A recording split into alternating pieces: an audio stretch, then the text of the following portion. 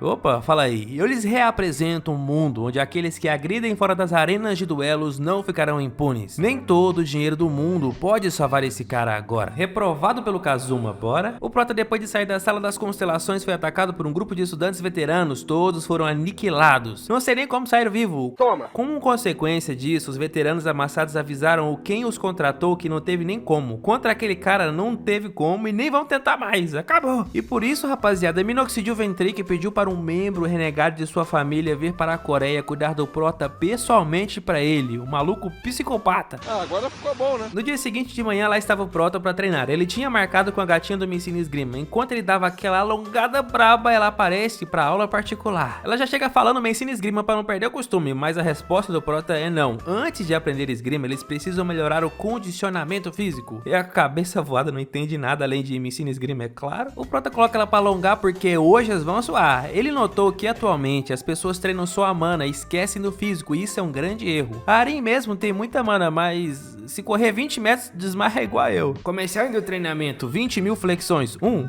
2, 3, agachamentos pra dar aquela tunada no glúteo e mais um monte de exercício de academia mesmo. Só sei que depois de quase uma hora, o prota diz que isso era só o começo. Quando ele fala que vão correr 20 km agora, velho, a mulher entra em choque. Eu não estou suportando mais. Depois, na sala de aula, o prota só com aquelas dorzinhas boas do pós-treino, já a Arin quase entrando em coma de dor, ou o braço tremendo sem parar. Nesse dia de muita dor, a professora diz que vai aplicar um teste e pede silêncio para todos. Será um exame sobre monstros dimensionais. Todo mundo quieto. A prova vai testar o conhecimento sobre como lidar com monstros, principalmente. A mina com o zóio da Makima consegue fazer de boas. O armário loiro parece que não sabe muito. A Arin escreve em esgrima em todas as respostas que ela conseguir, porque a dor não deixa. O prota já até acabou a prova e está esperando a professora recolher os testes. O cara é potente até para escrever, rapaziada. Quando dá hora, ela avisa que acabou e manda recolherem as provas para ela. A Arin aqui nem consegue virar o pescoço, a coitada. O prota arregaçou ela no treino, velho. Depois de recolher os testes, a professora vai embora. O rei da destruição, que agora vive dentro da espada do prota, consegue falar com ele. Inclusive pergunta pro prota se ele tem certeza das respostas que ele der. Você é maluco? Não. Logo vemos a professora na sala dos professores, nada contente com alguma coisa. A mulher chegou ao ponto de ficar enfurecida com as respostas do protagonista. Ah não, velho. O que esse maluco escreveu? Quem ficou curioso, já deixa o like aí pra nós saber. Enquanto ela corrigia a prova dos seres humanos normais, outro professor passa por ela querendo saber como foram os alunos dele. Ela diz que foram todos muito bem, como esperado da nata da sociedade. Ele ia saindo de boa, já que ele é o responsável por essa turma, mas na hora que ele escuta o nome do prota, o bicho até engasga com o todinho. A professora xingando o prota lá. Então o professor volta preocupado com isso. Ela diz que o prota está zombando a sala com essas respostas. Diz que na próxima aula vai esfregar isso aqui na cara dele. Então já bora pra semana que vem na próxima aula dela. Todo mundo de pé no começo da aula. Ela manda Kim Jong-hyuk dar um passo à frente. Ele vai lá, mó de boas. O objetivo dela é confrontar as respostas dele na frente de toda a sala. De acordo com ela, não existe lugar no mundo que as respostas dele façam sentido. E pergunta se ele levou a prova a sério mesmo. Ele diz que sim, então ela começa. Pergunta número 1. Como lidar com um Goblin? A resposta dele é murrão no estômago. Pergunta número 2. Quando 8 Goblins vêm tarados na sua direção, o que você faz? Resposta do prota. Eu mando todos para o inferno. A professora pistola com essas respostas dele. Outra pergunta foi: o que fazer contra um monstro com defesa muito alta? Pra ele, é só arregaçar a defesa do mesmo jeito, tá tudo certo. Um murrão nos peitos resolve tudo. A professora quase fica maluca porque o cara de pau confirma todos os absurdos da prova. Sendo assim, ela quer que ele prove as respostas dele na prática e ativa a sala de simulações. Ela sumando um Goblin de pedra com defesa muito alta e tarado. Ela diz pra ele fazer o que ele disse na prova então, que é dar só um golpe e pronto. Em nenhum momento o prota fica brabo. Pelo contrário, educadamente abaixa sua prova, vai pegar a espada e vai em direção ao Goblin. A professora sabe que ele derrotou 120 Goblins na aula do outro professor, mas contra um Goblin de pedra com super defesa é totalmente diferente. Quando eles se atacam, ela estava confiante. Que desgraça! Rapaziada, jogou a espada no estômago do Goblin de pedra que se estilhaçou todo e foi de vala. Ele ainda fala, como eu disse antes, só uma no estômago, tudo se resolve. A Makima do Paraguai, o armário e o resto todo ficaram em choque. Só a Arin, que já sabe dos hacks, não ficou tão impressionada, mas ficou. A professora também ficou impressionada, ela quer saber como essa miséria fez isso. E o miserável, não é o miserável, ele fala que é só acertar no estômago mesmo, não tem segredo. O miserável é um gênio! A mulher vai ficar maluca com esse cara, velho. Ele querendo saber se já acabou, ela não desiste. Agora a pergunta Prota número 2. 8 goblins tarados de raiva indo em sua direção. Tá brincando comigo? Pegadinho? Não, tô brincando, falando sério. Na caverna, 3 goblins viram ele. O teste é usar estratégia pra não deixar esses goblins chamarem os restantes. Mano, antes dela acabar de pensar, o Prota pega um, pega o outro, mete a espada na boca do último e falar pra vocês, ele só não deu chance pros goblins mesmo. Ele nem pensou nesse negócio de evitar de chamar o restante, não. E foi assim que a professora aprendeu que todas as respostas dele também estavam corretas. Miserável. E assim se passaram muitos dias, mais treino físico pro Prota de boas, a Arin do lado, tentando sobreviver ao treino. No final de cada treino, a coitadinha não consegue nem ficar de pé, velho. O Prota se cansa, mas ela parece que nunca treinou na vida. Igual eu. Quando ele pergunta como ela faria para enfrentar os monstros da aula, a resposta dela é simples: pegar emprestado o poder das constelações. Ou seja, como o Prota pensou antes, eles ignoram o treino e dependem dessas constelações. E não é que o Prota seja contra fazer isso não, mas ele pensa, se você entrar em uma dungeon com restrições de magia, ou se uma luta for muito longa e você ficar sem mana por lutar por muito tempo, ele sabe que são muitos os riscos de depender disso. E o Prota pergunta para ela se ela acha que os exercícios para melhorar a estamina que ele tá passando são uma perca de tempo. Ela diz que acha que não, mas é só porque ele diz que só depois disso ela vai poder aprender esgrima. Ele pergunta se é só porque ele mandou fazer. E ela fala que sim. Tá brincando comigo? Depois disso, o Prota fala que o treino dela acaba por hoje. Mas na verdade, se ela quiser continuar, também pode. Mas ela não aguenta, né? Então ele manda ela embora, minha filha. Vaza! Rapaziada, para o nosso protagonista, a base de tudo é ter um físico poderoso. Depois focar no controle de mana. E por isso ele foca tanto nisso primeiro. Ao lado dele, o armário estava treinando e ele nem tinha percebido. O cara perdeu pra ele, mas nem por isso ele é um folgado. O cara tá lá de boas na dele. Fala o armário que treina aqui todos os dias pelas manhãs. Quando ele vai embora, o Prota reconhece que o armário, por exemplo, tem um físico já monstro, excelente, mas falha no resto. Já Arin, o Prota diz que tem um grande controle e observação sobre a mana, mas falha no resto. Depois de treinar um monte, o Prota olha o sistema, a missão que foi dada. Ele foi até o subsolo pegar a arma e deixou uma réplica no lugar. Agora foi colocado um próximo passo em sua missão: ir até uma casa na floresta de Valhalla. A real, rapaziada, é que se não fosse o sistema, o Prota não estaria na escola e sim aproveitando em outros lugares, dando um soco na boca do Brace, por exemplo. E além disso, ele quer descobrir agora sobre essa tal reencarnação. No mesmo dia, corta a cena para a Inglaterra, a mansão dos Ventric, a família que gosta muito de máscaras do tempo da peste negra. A vice-dona da casa, Adélia Ventric, que é gata. O mordomo reporta a ela sobre missões e sobre Minoxidil Ventric na Coreia, que ordenou que chamassem Viscera. Esse maluco é a ovelha negra do clã Ventric, porque ele fez vários crimes e atitudes ilegais com o nome da família, coisa do nível de capotamento etéreo de 5 alunos da escola por discussões simples. Ele foi expulso do clã aos 20 anos de idade e anda por aí no mundo solto. Por saber do contato do Minoxidil na Coreia com essa escória, a Adélia manda ficarem de olho no Minoxidil e avisar que se ele entrar em qualquer tipo de atitude suspeita, vai ser expulso da família também, igual o tal do Viscera. Rapaziada, a Adélia, no que podemos ver aqui, é gata e honesta. Ela é contra os malditos que usam o poder da família em mérito próprio. O motivo dela ser contra é porque o poder da constelação de sua família é todo pra ela. Para nos dar exemplo, a próxima aula do Prota é uma aula onde o tema é mostrar que aqueles que usam os poderes das constelações para o mal são malfeitores.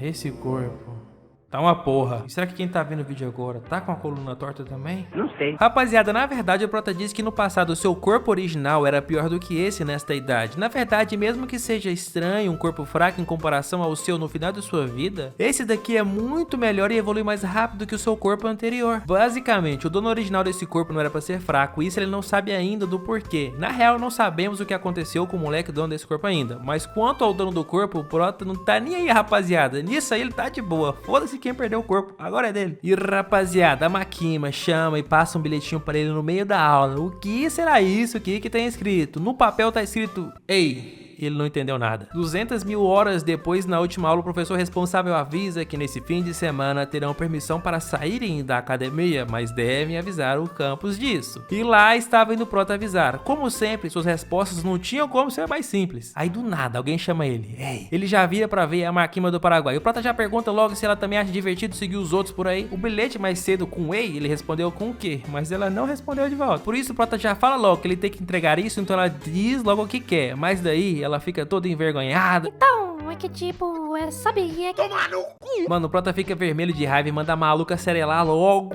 Miséria! A riquinha, mimada, do nada foi chamada de maluca. Aí sim ela desembucha, mas o que ela pergunta é porque ele chamou ela de maluca. O que ela queria era perguntar para o Prota como ele fez aquilo. Com uma espada fraca, sem magia, ele destruiu um Goblin que era impossível de destruir. Ela queria perguntar como para ele, mas o orgulho dela não deixava ela falar. Quando parecia que ela ia perguntar, o professora do nada aparece perguntando esperando o que a maluca ia perguntar. O Prota, mesmo sem entender porque todo mundo vem pra cima dele em todo lugar, pergunta se ela não o odeia agora por causa do que aconteceu na aula que ela passou vergonha. A professora diz que não liga pra isso, ela acreditava que só havia uma forma de lidar com aquelas situações. Ele abriu os olhos dela, agora ela é grata. O Prota vai embora e ela sendo arrastada pelo moleque pedindo pra ele ser assistente dela e ele recusando. E nisso, a maluca ficou lá, sobrando, e nem conseguiu fazer a pergunta. Sei não, hein? Logo assim também tá ficando coradinha no Prota. Vocês botam fé? Não. Não, comenta aí, o que vocês preferem, Makima falsa ou a maluca da esgrima? Fala aí, eu sei. Voltando para o seu quarto à noite, o Prota tem um PC, mas é no celular que ele pesquisa um lugar que ele possa vender os tesouros do seu cofre. O lugar que ele encontra se chama O Mercado. É um lugar onde as pessoas de todo o mundo podem fazer negócios. Ele é conhecido como Mercado Negro porque malfeitores utilizam dele também. Observa o Prota que esse mercado é ilegal, mas ainda assim o governo não interfere, isso porque ele é criado por um guardião de constelação. Quando ele pesquisa para saber como ir a tal mercado, uma mensagem da Arin.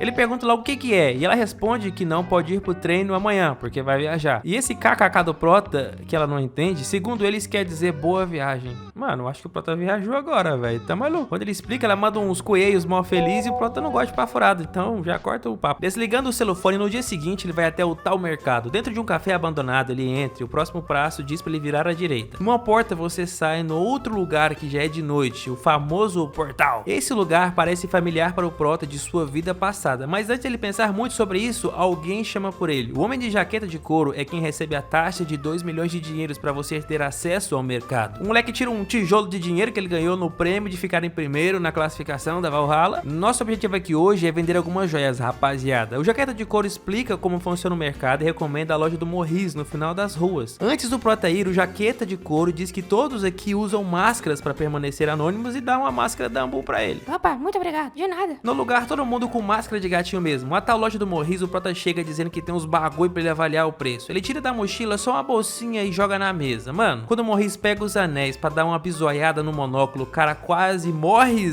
do coração mesmo. Um artefato da Era da Destruição. Não, ele tem que checar um por um dessa bolsa. Ele vê que todos eles são uma relíquia de uma era antiga. Sendo assim, esse moleque, quem é esse moleque pra ter isso mesmo? Ele pensa. O Prota pergunta quanto custa os anéis e o maluco em choque, não responde. Ele até pergunta pro Prota como ele conseguiu esses anéis. Aí o Prota mete logo o papo, dizendo que essas perguntas não eram pra ser feitas aqui. Aí o cara pede desculpas, foi mal, senhor. A questão é que eles são tão caros que ele não tem dinheiro pra comprar todos. Então ele dá a ideia pro Prota leiloar os anéis no mercado. Porém isso demorariam semanas. Então por isso o Prota insiste em saber quanto eles valeriam lá. E o valor daquela... Mano, dá uma chocada no Prota de tão caro que é. Vamos aqui a uma aula de prioridades. O Prota sabe que esses itens eram raros em sua vida passada, mas não valiam tanto assim em seu tempo. O vendedor diz que só tem 1/5 do valor do que eles valem, ou seja, 5 vezes menos, e mesmo assim o Prota diz que vai levar nesse valor. Mas o porquê disso? O vendedor quase congela ouvindo isso. Os artefatos da Era da Destruição são valiosos por causa de sua idade. O principal motivo é que depois da Era da Destruição foram quando surgiram as constelações, e quem possui esses artefatos são os mais bem vistos pelas constelações de rankings mais altos. E olhando bem de perto, ele tem certeza que são verdadeiros. A energia da destruição ainda é forte neles, então Morris comprou todos eles. Algum tempo depois de ele fazer essa aquisição, alguém foi até ele, rapaziada, sei não. O Prota volta pra casa de boas, ele vendeu as joias por 5 vezes mais baixo do que ele conseguiria, mas foi porque ele queria dinheiro vivo. Olhando no celular, ele tinha 2 milhões e 300 mil dinheiros, ele pagou 2 milhões pro mercado, vendeu as joias e agora tem 2.500 milhões de dinheiros, velho. O cara tá rico. Ele ia voltar pra casa de boas, mas daí o telefone toca. A professora Entrona pegou o número dele com a escola e praticamente obrigou ele a ir almoçar com ela. Ela disse que ia pagar o almoço, então como é de graça, o moleque vai, só por isso. Não, peraí, vocês devem ter ficado curiosos sobre Morris. A pessoa que apareceu lá é chamado de Gato Preto. É o dono do mercado, até por isso Morris ficou gelado com o cara ali. Eles nunca se falaram em anos dele trabalhando no mercado. O motivo do contato é que Morris pediu pra participar do leilão pela primeira vez em anos, e ele quer saber o que ele tem. O Gato Preto, na verdade, trabalha pra constelação que é dona daqui. Ele olha os itens com antecipação pra poder saber se a constelação dele tem interesse nesses itens. E assim que a constelação ficou... Mano, ela ficou assustada. A constelação do outro lado queria muito o anel do Morris.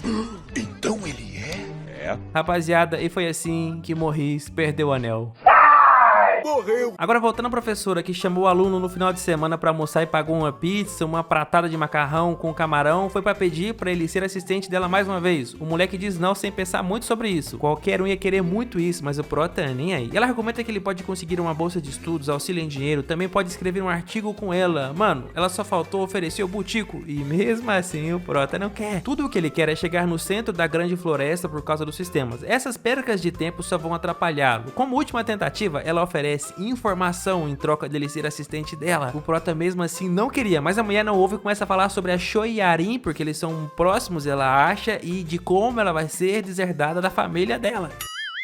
Ah é? Tô nem aí, tá vazando. A professora tentou usar tudo que tinha e não conseguiu. O prota só ficou curioso porque ela é tão rígida na sala de aula, mas fora da sala de aula ela é tão infantil assim. E pra ela disse que lidar com os monstros é algo muito sério e não tem como não ser tratado de forma muito séria nas aulas. Se não tiverem medo, podem subestimar e acabar capotando em qualquer dungeon. O prota matou a curiosidade dele, fala que é beleza, então falou tchau. Rapaziada, o prota é literalmente o cara mais livre do mundo. Ele é anti-gado, se ele não quer algo, ele não tem medo de recusar. Aí se ele não quer conversar com alguém, ele literalmente vai embora e foda-se, o cara é brabo. Agora que a professora levantou a bola da Arin, nós vamos até a família dela, o Shoishin. O líder da guilda Verdadeira História, o chefe da família Shoishin, Jonsei Aoki, e o filho mais velho da família Jin Cheon, e a segunda filha, me ensina esgrima, quer dizer, Arin, Choi Arin. Hoje conta o líder que em breve terão a chance de herdar um contrato com a relíquia da família. Caso falharem no teste, serão expulsos da família. Isso mesmo, rapaziada. O líder tira pra fora sua espada e pergunta se eles vão fazer o teste pra decidir o próximo líder da família Shoishin. Os dois dizem que sim, então em 3 semanas será feito o teste entre os dois. Indo embora, o irmão mais velho, rapaziada, ele pergunta se ela não conseguiu ler nas entrelinhas. Ela não consegue nem falar, vai ler, porra. O irmão diz que o pai não queria que ela fizesse o teste. Aí vem a bomba. O irmão diz que uma filha ilegítima não tem o direito de ser líder da família e só está tudo bem porque todos têm certeza que ela não tem chance de vencer. E aqui é a primeira vez que vemos ela com uma outra expressão. Mano, ela tá com ódio. Esse irmão dela não é flor que se cheire. O cara joga na cara dela que tem um contrato com uma constelação e ela não consegue nem tocá-lo. O moleque vai embora ameaçando que vai arrebentar ela por ter sugado o dinheiro da família por tantos anos, bastardinha. Mano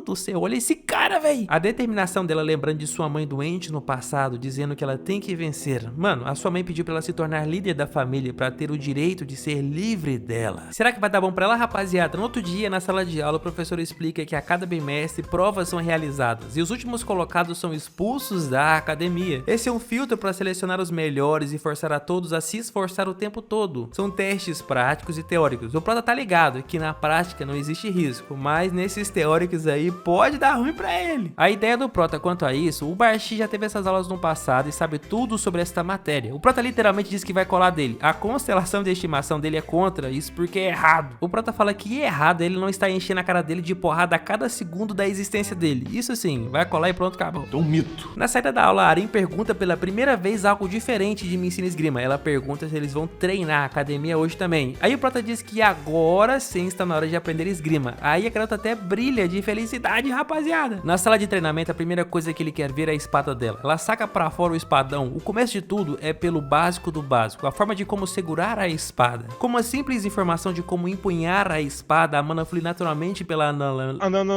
Agora tô dando... flui pela lâmina naturalmente, e nem isso ela sabia fazer. O próximo passo agora é ela atacar com tudo o que tiver. Ela começa a emanar relampagajamentos. Quando ela dispara, a mobilidade do corpo dela surpreende até ela mesma. E mesmo que o prota defenda facilmente, ela está muito mais rápido do que antes, e até o prota nota isso. Outra lição é como concentrar magia nas partes certas do corpo e ter mais velocidade. Os golpes são bons, mas ela também deve aprender como se defender. Toma.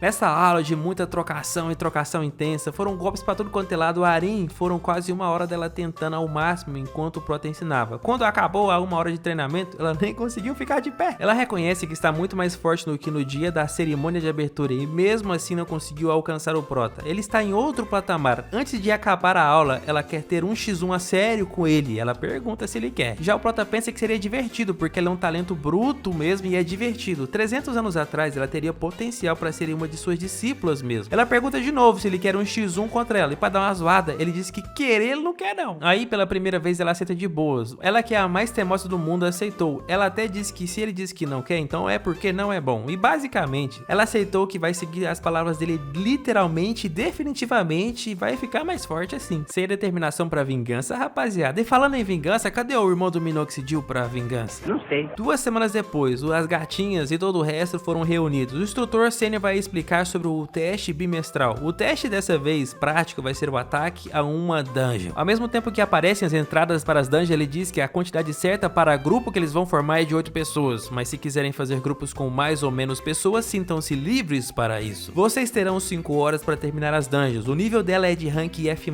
Quem não conseguir em 5 horas estará acabado e expulso da academia. Até os de famílias nobres ficam nervosos. O professor fala que já começou a rodar o tempo. Eles devem escolher as equipes, se organizarem e realizarem os ataques nessas 5 horas. O instrutor observando, ele diz que a confiança dos alunos mais fortes de famílias nobres é mais evidente. A Soyeon Makima decide entrar com um time de 8 pessoas. Outro grupo faz um time de 20 pessoas. A maioria optou pelo conselho do instrutor com 8 pessoas no grupo. E a avaliação já começa do lado de fora. O prota que ficou sozinho, só de olho, não fez amizade com ninguém, ficou lá, sozinho, sem ser chamado. A Arin é a mesma coisa. E naturalmente ele foi lá saber o que ela vai fazer. Ela responde que vai fazer o que ele disser pra fazer. Ué, então ele fala que ele vai entrar sozinho e diz tchau. Então ela fica se perguntando se ela também tem que entrar sozinha? Ele não falou nada. Outro grupo vendo ela sozinha vai convidar ela, pois eles são em 7 pessoas. Até agora seria perfeito se ela entrasse, mas daí a teimosa fala que não, ela vai entrar sozinha. E ela foi mesmo, rapaziada. Aos olhos de todo mundo isso é loucura. Se for reprovada aqui, a expulsão na certa, não tem porquê. E ela vai sozinha. Na sala de monitoramento eles podem controlar o ambiente de todas as dungeons simuladas. O desempenho individual e coletivo valem pontos lá dentro e todos são avaliados ao mesmo tempo e o tempo todo. O professor responsável fica até admirado com a competência do instrutor sênior nisso. No passado o cara foi um contratante lendário com 99% de sucesso em todas as suas missões. Segundo o inspetor Lee Sang-Shu, nesse ano os alunos estão muito bons, especialmente os de famílias nobres, em especial Soyeon, a melhor deles. Conseguiu definir a melhor formação, controlar seu time e ela mesma executa várias funções ao mesmo tempo que lhe dão mais pontos nessa tarefa. Diz o instrutor que se não fosse o prota, a reputação dela teria sido impecável, mas de toda forma, conforme forem passando as provas, ela vai voltar a chegar ao topo. E falando no demônio do prota, o instrutor busca pra saber aonde ele está e nada acha. Só sei que sem entender que porra é essa, ele busca na lista de quem então finalizou o teste. Lá está, o demônio finalizou a prova em 23 minutos de 5 horas. Mano, o instrutor fica com vontade até de chorar. Não faz sentido algum aluno fazer esse tempo, então ele vai ver a gravação dessa miséria aí. E ele sozinho simplesmente não tinha medo algum. Uma horda de monstros, ele só passava bravo em tudo, sorrindo com a cara de maluco. Mano, o cara parecia um mixer fatiando tudo pela frente. 2 goblins gigantes dão uma porretada, erram, perderam a chance de errar novamente no futuro.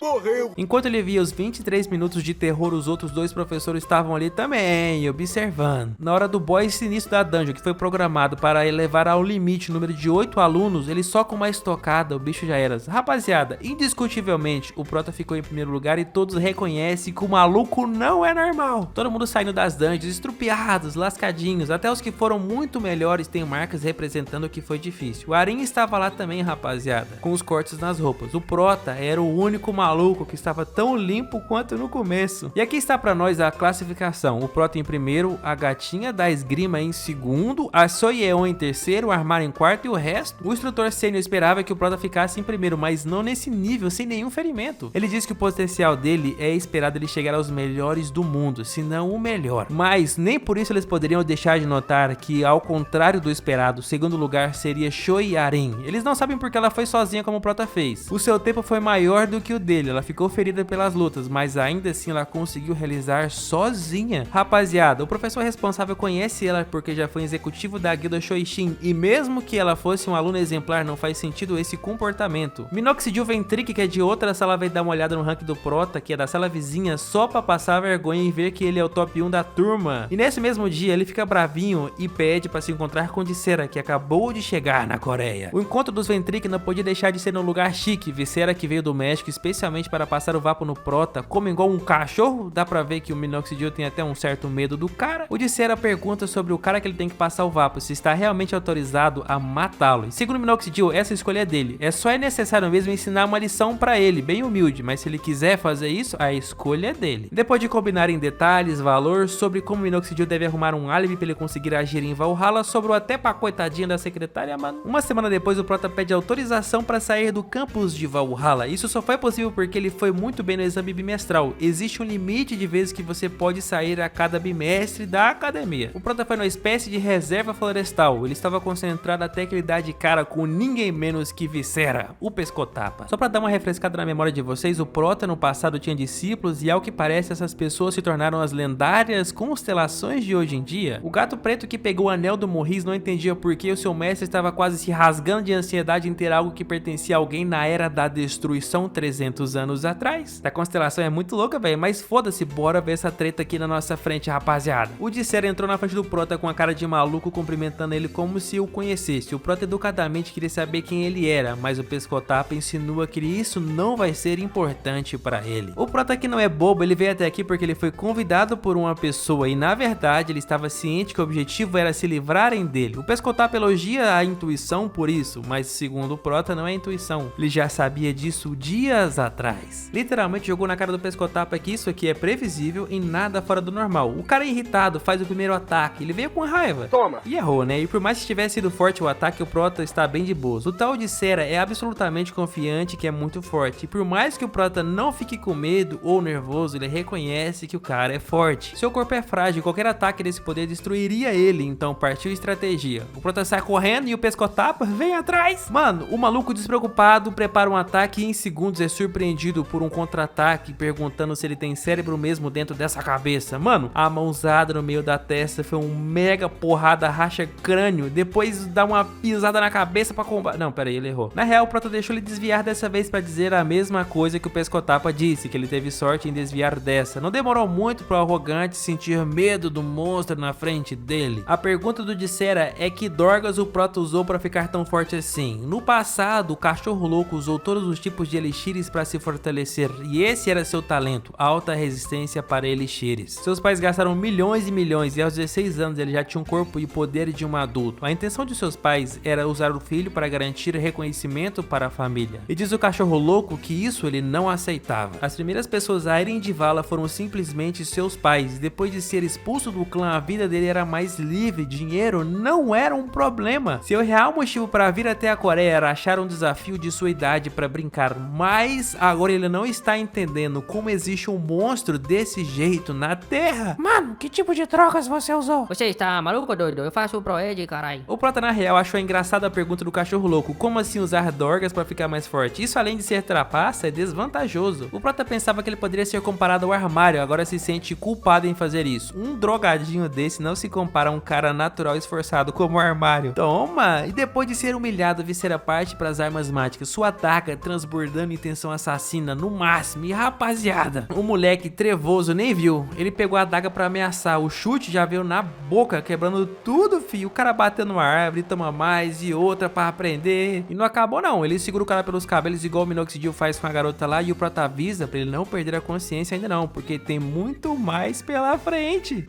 Que desgraça! Rapaziada, Minoxidil está em casa esperando a ligação confirmando o capotamento eterno do prota. E eu lanço aqui pra vocês, a continuação vem se esse vídeo bater 25k de like de novo. E agora sim eu duvido que vocês querem e conseguem. Eu duvido. Um grande abraço, falou e até mais.